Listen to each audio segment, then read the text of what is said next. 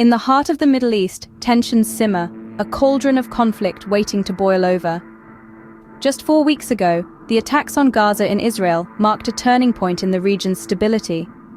Today, we turn our attention to the comments made by Hezbollah leader Hassan Nasrallah, a figurehead who has remained silent until now. Hezbollah, a non-governmental militia in Lebanon, poses a significant strategic threat to Israel, bolstered by support from Iran. Nasrallah, in a Friday sermon, broke his silence. In a speech lasting an hour and 20 minutes, he spoke harshly, threatening Israel and the US, yet stopped short of declaring war.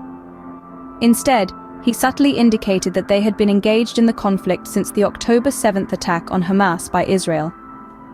Nasrallah made it clear that this attack was not a result of his conspiracy, but rather a successful operation planned and executed by Hamas.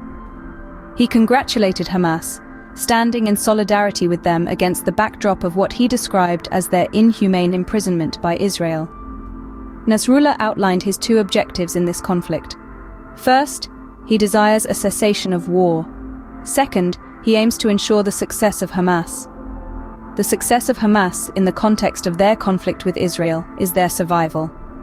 If Israel retreats without dismantling Hamas, it would signal a victory for Hamas and a defeat for Israel. A stern warning was also issued by the Hezbollah leader. He cautioned Israel against attacking Lebanon, especially preemptively striking Hezbollah's headquarters. He warned that such an action would be the biggest mistake in Israel's history.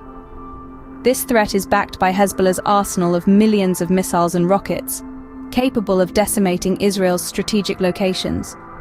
Yet, the aftermath of such an attack would also not bode well for Hezbollah. As the old adage goes, those with more to lose should be the most cautious in times of war. Meanwhile, as Nasrallah addressed his followers, US Secretary of State Antony Blinken was in Israel, making his third visit. Engaging in backdoor diplomacy, Blinken is attempting to negotiate a temporary ceasefire on humanitarian grounds. His goal is to provide some relief to the people in the region and temper the anger of the Arab and Muslim world against America. Yet the US continues to provide billions of dollars and thousands of tons of weapons to Israel. After meeting with Israeli Prime Minister Netanyahu, Blinken held a press conference. His solo appearance suggested that his pleas may have fallen on deaf ears.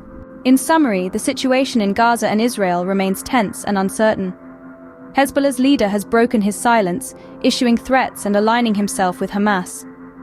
Meanwhile, the US is attempting to negotiate a temporary ceasefire while still providing substantial military aid to Israel.